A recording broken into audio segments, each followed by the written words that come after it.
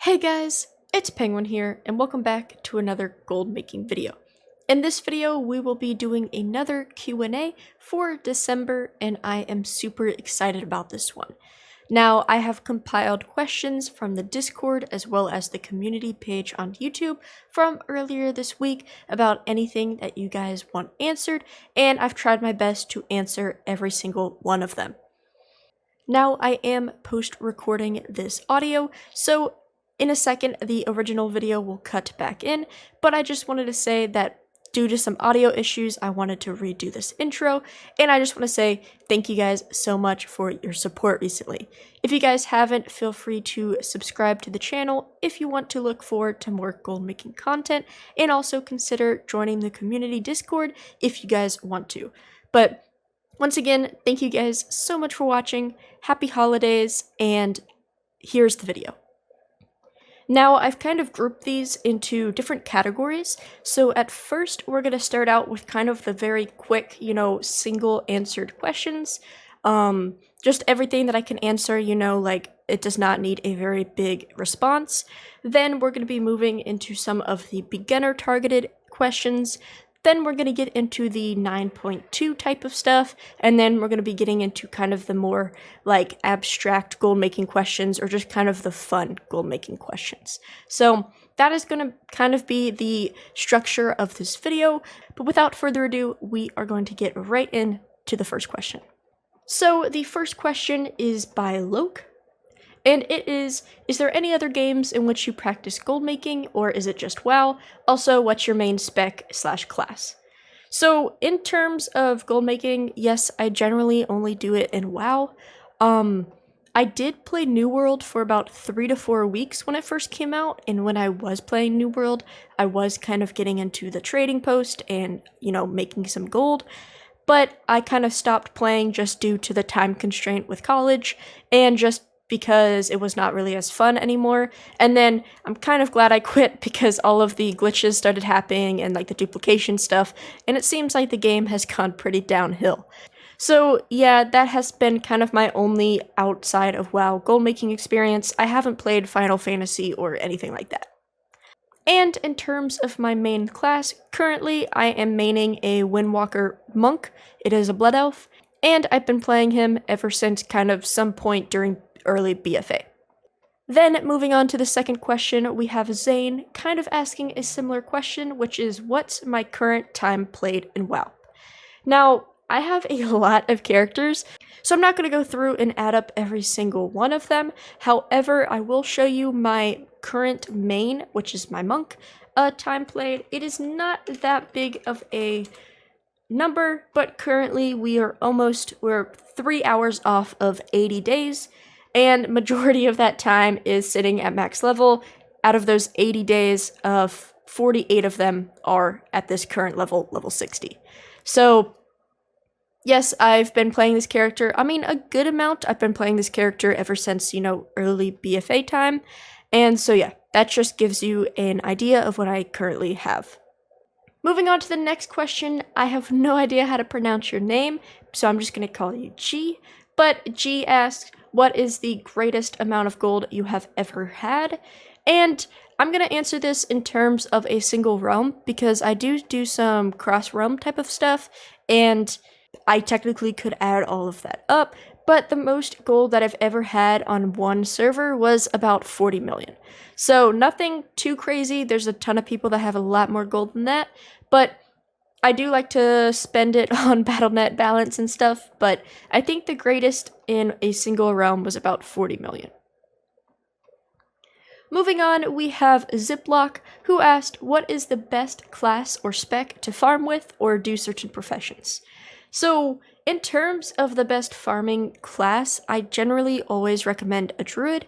They have the ability to instantly mount up with flight form, which they can, go around and do herbalism with. Mining, you can insta remount. All of that, druid is by far probably the best. Now, in certain circumstances, the monk can be very good. With the monk statue, that can be very helpful with certain farms. And then also, you do have the rogues, which sometimes can be good because they can unlock chests, they can do lockboxes, they can pickpocket, which is good for farms as well. In terms of spec, I'm not a huge farmer, so there's probably a correct answer, but I really say that it like doesn't really matter. I think I'm feral on my druid currently, but sometimes I'm balanced. I think it depends. I have 2 druids and I think they're one of each. So I don't know if there's a correct answer to that, but in terms of spec, I really don't think it matters that much. But druid is by far the best. And to answer the second part of that question about certain professions, and this next question kind of leads into that by Blood Queen, who asked if you had to put each profession on a different class, maybe race, which would you choose? So honestly, I'm a big advocate of not really focusing on like min-maxing the professions.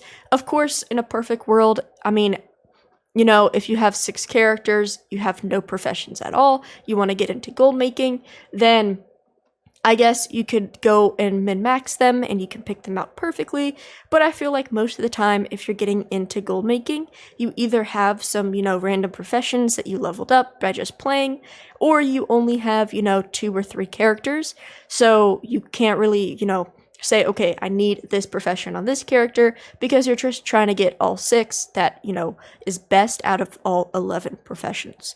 But in general, I always put my gathering stuff on a druid. The reason I have 2 of them is because there's 3 gathering professions, so herbalism and mining is on one, and then skinning is on another. And then honestly, everything else is just scattered around. If you are trying to min-maxing in forms of legendaries, then trying to get blacksmithing and jewelry crafting, and then leatherworking and tailoring matched up is generally pretty good in terms of vestige prices. And you can also group those together as well for the crafter's marks, just for, you know, you can do the rep grind as least as many times as possible. So it kind of depends on, you know, exactly what you're trying to focus on. So if you're doing vestiges and crafter's marks, group up those armor professions, group up those gathering professions, and then, of course, some people will say, you know, enchanting is the best on your main, like I say that, but also some people are like, you know, you should put alchemy on your main, because then you get the potion bonus if you do, you know, current content. So honestly, it kind of just depends on you, but I feel like the big thing is just making sure your gathering is on a druid and your setup works for you. Moving on, we have a question by Grey Joys, which asks what would be some killer items to sell as a blacksmith. So if you want an in-depth answer of this, I highly recommend go watching my Old World Blacksmith video as well as my Shadowlands Blacksmith video. But the killer items, I guess right now, is all of the Crafter's Marks gear, specifically the Novice Marks. Also, the weapon enhancements are very good, the Waystone and the Shaded Stones. In terms of Old World, there are a few mounts which you can sell. There's the Legion Corehound mount, the Steelbound Harness, and then there's also the BFA mount that you can create as well. Also, all of the Old World transmog, there's a ton of it that you can look up. Just try to get into those Old World markets, but blacksmithing is pretty simple. Of course, there's always legendaries as well for the plate wearers, but all in all, blacksmithing is pretty simple. Then we have Corvo, who asked any suggestions for avoiding burnout living the goblin life. So honestly, I think this is a very important question. Thank you for suggesting it. I think it's a very important subject. And honestly, the best thing you can do is listen to yourself. Now, this seems so cliche, I understand that, but if you are somebody that you can kind of feel yourself like dreading either logging into WoW or logging into your bank tune or something like that, just give it a day's rest, give it a week's rest, whatever you need. Don't try to push yourself to do it every single day if you're kind of getting that feeling of, dang it, I have to go repost, because eventually that just turns into, instead of, dang it, let me go repost, it's going to be like, whatever, I can go a day without doing this. And then secretly that day is going to turn into a week, 2 weeks, a month, so on.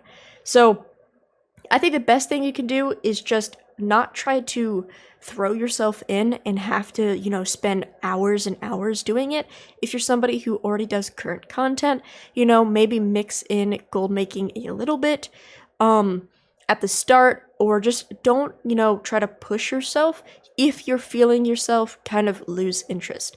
Even myself, as somebody who makes videos on this, I, used to live stream a ton of it, all of that, there will be days throughout the week that I'm just like, no, I can't, I'm not really feeling it, so I will just not play WoW for that day. Or maybe, yes, I will log in that day and post my auctions, and then I will log off, play a completely different game, and you just have to kind of create that balance.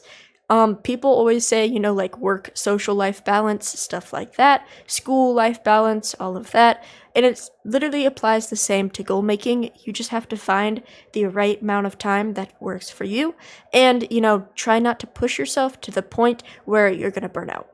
Our next question is by EF Gaming, and it is, do I have any tips and tricks using the mail functions in TSM to increase your efficiency?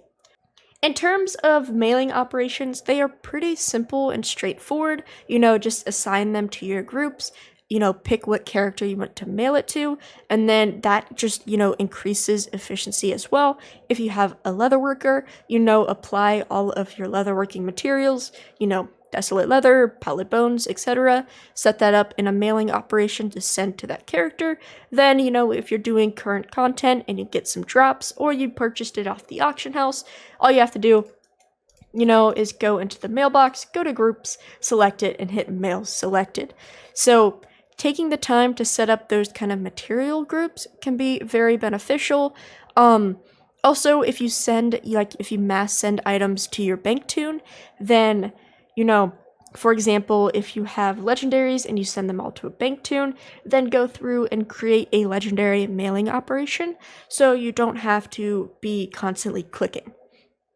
But let's say you are, sending somebody mail or you're sending off a ton of items through this mailing, there is a quick tip which I want to give you, and that is holding shift. So what I mean by this is, let's see if I have anything to mail. Let's see, yes, perfect. If I want to mail this desolate leather, which I'm going to collect in just a second, and I wanted to mail this all to my leatherworker, then what I can do is type in the leatherworker's name, just like normal, then, go through here and right-click everything that I need. Then, if you hold shift, which, right like that, and you click on the name, or you click send, as you can see, it sends everything and it still keeps the name up here. So all you have to do is click again and then shift click and it mails it all and it keeps that name. So that is just kind of a quick tip which you can do, and it just, saves you a few seconds of having to hit, send, go up here, retype the name, hit send, etc. You can just click here, hold shift, and it sends it off. So I highly recommend using that if you are mass sending items, and I hope that helps. The next question we have is by Borges, and it is, overall for new people to gold making, what are my top 3 tips to start making gold? So I'm going to get very basic with this answer just because it's for new players. My first one is going to be simply take risks. When you don't have a ton of gold and you don't have a ton of experience, this is the perfect time to kind of experiment and figure out exactly what works for you and what doesn't.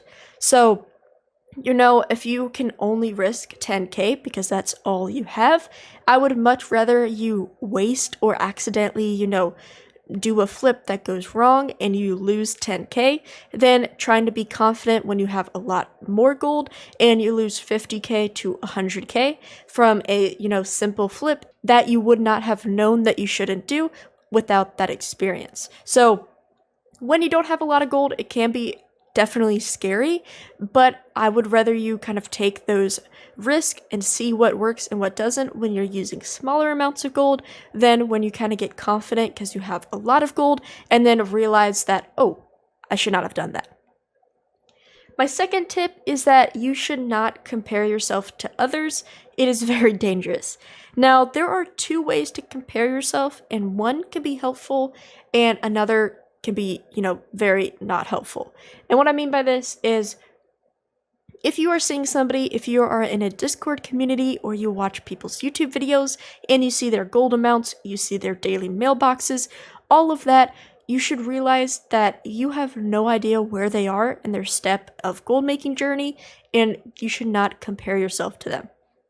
Definitely when you're first starting out, you may see people with like 4 million gold mailboxes, 500,000 gold mailboxes, all of this, and ultimately, like, you don't know even if those mailboxes are technically true. You know, somebody could be mailing themselves gold and hiding that, mail in the bottom of their mailbox, and it looks like they made a ton of gold even though it's fake. I doubt anybody does that, but it's a possibility because it's simply just a screenshot. So do not spend time comparing yourself to others. Definitely just take it slow. At the end of the day, you don't know how long they've been doing it, how many hours they're doing it a day, or if they're even, doing anything else in game. You may be playing WoW 8 hours a day, just like somebody else, but 5 of those hours you're doing mythic pluses, you're doing PvP, you're raiding, while the other person is straight on the auction house all day for those total 8 hours. So I highly recommend just taking risks, making sure that you're just focused on yourself. Don't compare yourself to others. And lastly, I would say start taking count of prices on your auction house. So if you're somebody who does alchemy, maybe you don't restock every day, or maybe you only restock once a day. Kind of get in a habit of looking at the various prices throughout the day, throughout the week of herbs or anything like that, and you will start noticing trends, which can help you out whenever you're trying to buy a mass amount of items. If you can find a trend where the herbs are cheaper throughout the day or throughout the week, you may be buying, Rising Glory at 14 gold instead of 16 gold, but if you're buying, 10,000 herbs, then that is 20,000 gold saved, which can be a ton.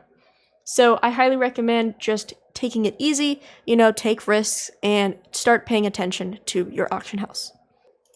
Getting into the more current questions with 9.2, we have quite a lot of them, but the first one is, do you think it is a good idea to stack up on quartzite crystals for 9.2? And this is asked by Kaz. Now, this is kind of a tricky question because we don't exactly know what the player base is going to do, and we don't exactly know how we can actually craft the rank 7 legendaries. So what I mean by this is we know it's confirmed that quartzite crystals are not used for the new rank. There is a new item, and we know how the vestige and the rank 7 is crafted in the profession side. But we don't exactly know, at least to my knowledge, unless it's come out recently or I missed it, we don't exactly know how the player uses that rank 7 and creates their legendary. For example, in the past, they needed Soul Ash, then they needed Soul Cinders. We don't exactly know what they need or what the process is on the player side. So because of that, we don't know exactly how many people are going to be buying rank 4s or rank 6s or, anything below rank 7s. In terms of right now stacking up on them, I probably wouldn't, because at least I know on my server, quartzite crystals are still very inflated from the release of 9.1.5. And because of that, quartzite crystals are still in the 600s and possibly 700s when they used to be a lot lower than that. So at this current time, I probably would say no. They're just too expensive. But if the price starts going down, or we kind of get that knowledge and we can kind of see like, okay, the player base will probably be crafting these lower ranks, then you might, think about it because less people will be in Korthia. But right now, I would say kind of stay away from stocking up unless you are pretty confident about your server. The next question we have is, do lower rank legendaries still sell and allow you to make profit while ranking your skill up to 5/6 ahead of 9.2? So yes, they still definitely sell snowy. However, 99% of the time, it's probably going to be unprofitable. And simply the reason for that is because the supply outweighs the demand. I mean, if you think about it, every single person who unlocks rank 4s, 5s, and 6 legendaries has crafted 15 rank 1s, 15 rank 2s, and 15 rank 3s. And there is not that many people, especially now, needing any of those ranks. So because of that, you know, if 3 people level up legendaries, that is 45 rank 1s, 45 rank 2s, 45 rank 3s on the auction house, and 99% of the time, you know, people aren't going to want them, so the price gets lower and lower. So because of that, you will not see profit, but that is okay because your main goal is to hit those higher ranks, which gets you that profit. It is just an investment towards that. So they still sell, but you will not see profit. Then a more general question by Posh, we have, what are your gold making predictions going into 9.2? So honestly, from what we have seen now, which I hope is not everything, but from what we've seen with the PTR, 9.2 seems pretty straightforward to me. What I mean by that is we are getting yet another upgraded rank legendary, which uses yet another type of vestige. We are getting 2 more crafter's marks, which is basically the equivalent of the chained isles and the Mark III. We're also, the optional reagents look cool. That looks like, you know, a nice selling point, but yet again, it is simply kind of like a missive. It's an optional reagent. So honestly, nothing seems too crazy. Yes, there's a new healing potion, which is, you know, just a potion. And then there's the new type of feast, but at the end of the day, it's just an additional food item. So my gold making predictions is, yet again, legendaries are going to make a ton at the start of this patch when everybody's going to be getting those, you know, rank 7s. Alchemy will be good, you know, at the start. All of the armor stuff with the crafter's marks and the different type of optional reagents will probably be good, but in general, nothing super exciting probably for 9.2. The next question we have is by Gojirama, something like that. Sorry if that's wrong, but they ask, if a new gold maker just hit 1 million gold, 9.2 is not far out, hopefully. What would an experienced gold maker do with 1 million gold now to set themselves up for a major gold increase come 9.2?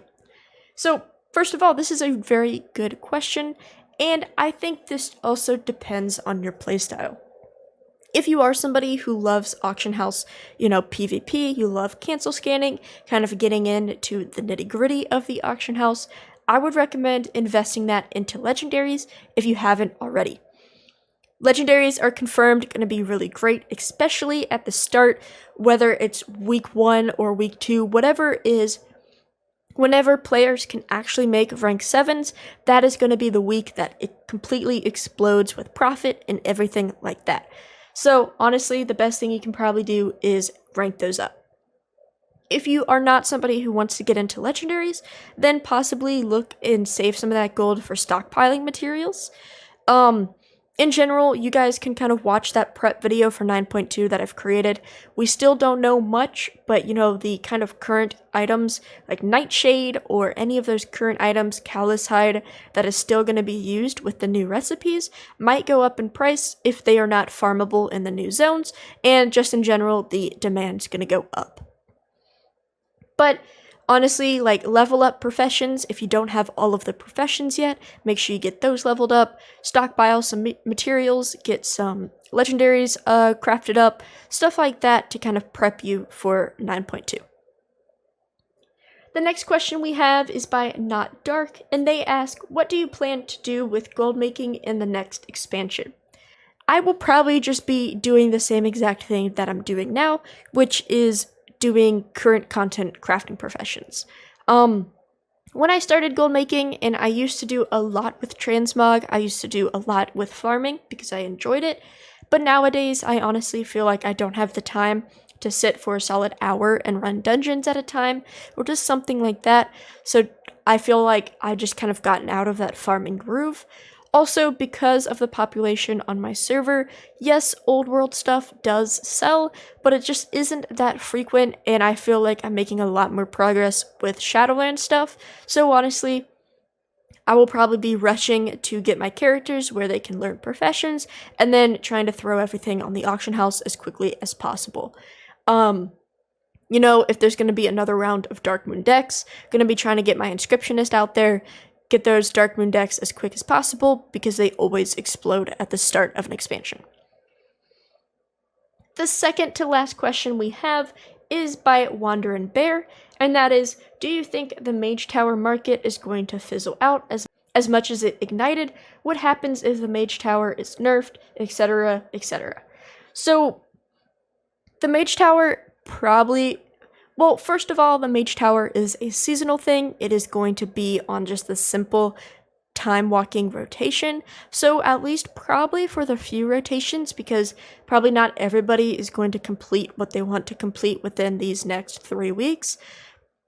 We will probably see yet another, kind of boost of these items and these sales, and then as time goes on, it will probably fade and fade and fade. In terms of overall hype right now, I mean, I don't know if you guys have felt it, but on my server, I've definitely already have kind of felt the hype go down from last week, just because people, whether they've completed it or not, they have their set of armor, so they don't have to buy enchants, they don't have to buy crafted armor. They might have to buy some more drums or some more food or something because they're still trying, but all of those big purchases are completed. So if the Mage Tower is nerfed, those items will probably be less sold if there's a better alternative, but if there's not a better alternative, then there probably will still be bought. They might not be as good, but it's at least better than nothing. Then lastly, the last question we have is yet another one by Corvo, and that is, what would you most like to see as an extra feature on the next gold sync mount? And on that note, what do you think the tag will be at given inflation for the next one? So, I'm not going to speak in terms of realistic because I have no idea what Blizzard would allow and not allow, but because we do have an auction house mount now, I think something regarding either the bank or a mailbox would be super cool.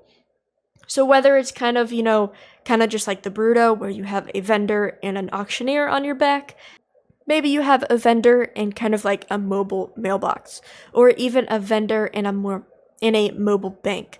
Something like that, I feel like is super useful, whether it's a gold maker or not. If you're somebody who has multiple sets of armor that you don't keep in your inventory, or you have lots of consumables in your bank, even, like getting on this mount, outside the raid to kind of gear up without having to use a toy or, port back to a city would be really useful to anybody. So I think probably either like a mailbox or a bank would be super awesome. And on terms of tag, I assume you mean like price.